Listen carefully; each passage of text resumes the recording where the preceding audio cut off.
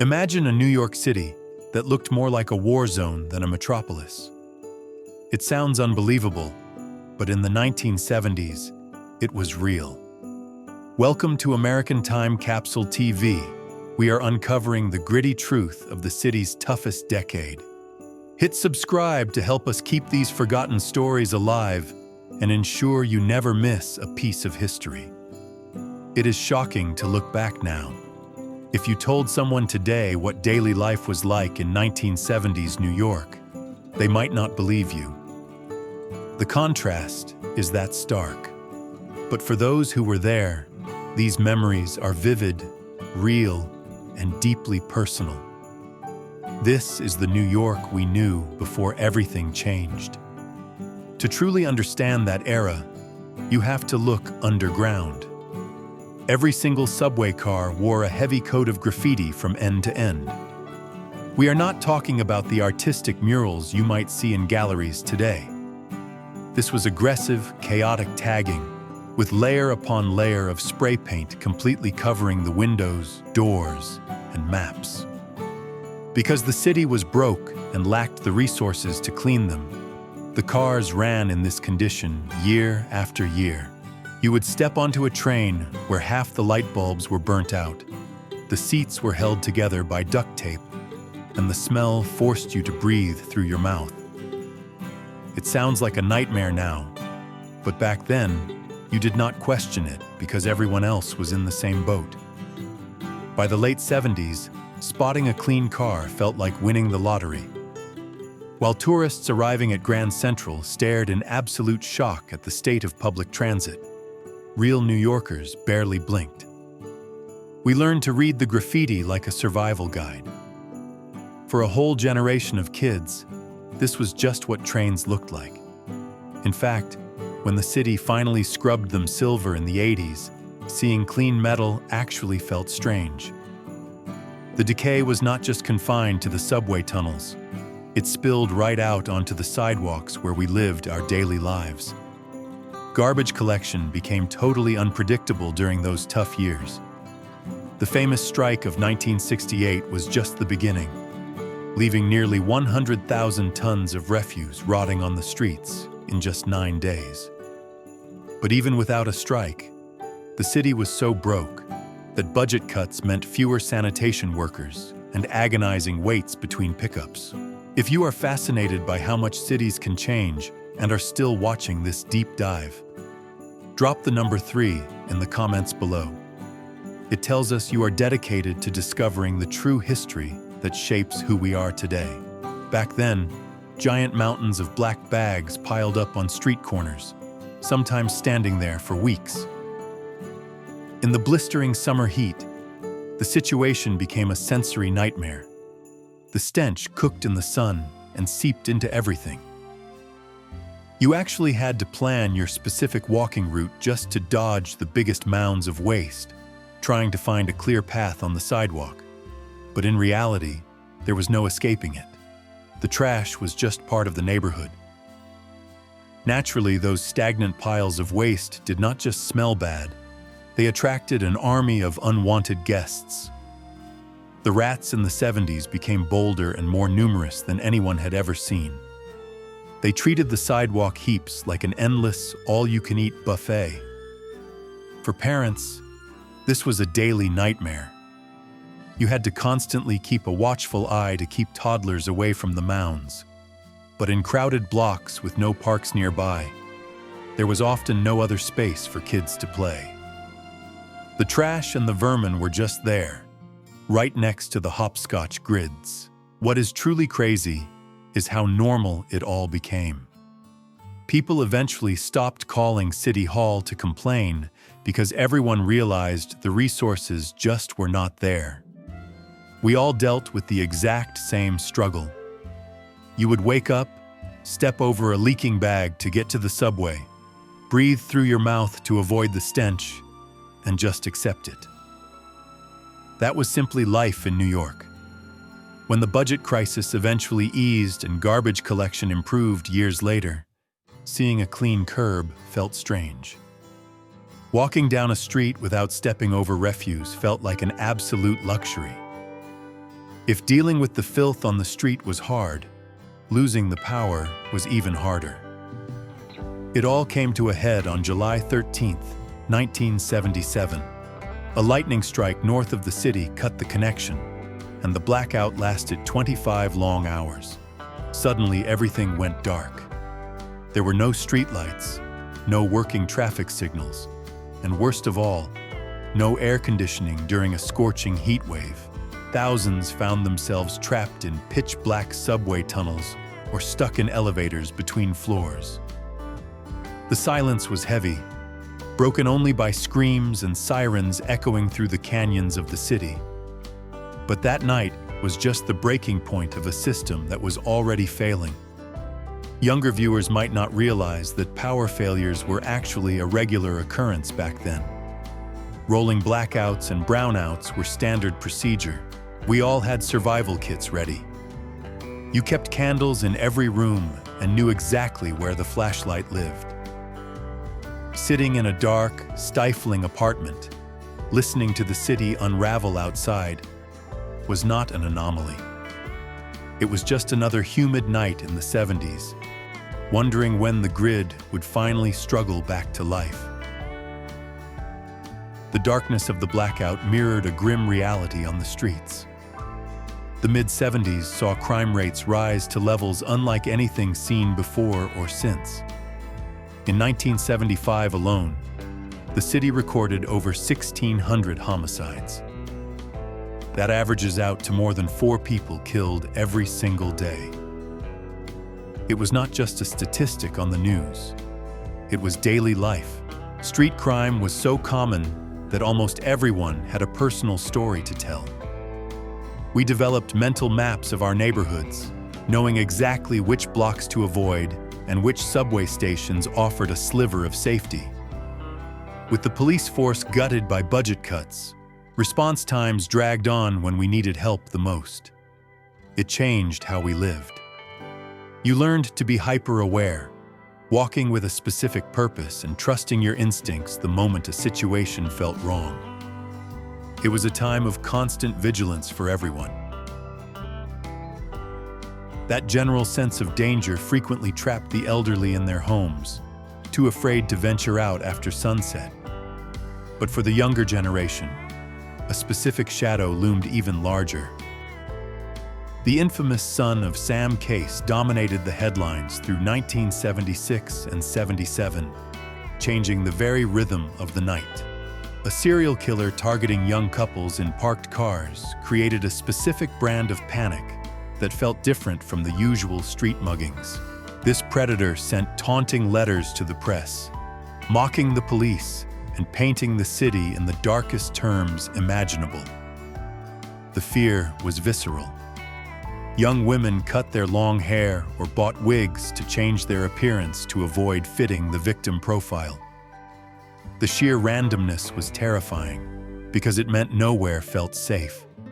It emboldened the worst elements of the era, forcing mothers to watch daughters like hawks and friends to protect each other with an intensity that lasted long after the specific threat was gone. This survival instinct extended to what we carried in our pockets. Almost everyone had what was known as mugging money. This was $10 or $20 in small bills, kept separate from your real cash, specifically to hand over if you were cornered. It was not considered paranoia. It was a practical life skill taught to children and adults alike. The rule was simple: cooperate, stay calm, and give them the cash. Fighting back was seen as foolish when it could turn a robbery into something much worse. This reality dictated how we moved through the city. We hid rent money in shoes or jacket linings and carried decoy wallets with expired cards. You learned to walk with eyes in the back of your head, constantly checking your surroundings. For us, this state of hyper-alertness was not stressful. It was just second nature. That constant state of alarm was most intense in neighborhoods that essentially closed for business the moment the sun went down. In the South Bronx, Harlem, and vast sections of Brooklyn, the streets emptied out fast. Even yellow cabs often refused to drive to these addresses, leaving residents to hustle home before nightfall, as if they were racing against a wartime curfew. Once darkness fell, broken streetlights left entire blocks pitch black, illuminated only by the flickering glow of fires in trash barrels where people gathered for warmth. The situation was so dire that the 41st Precinct in the Bronx earned the infamous nickname Fort Apache.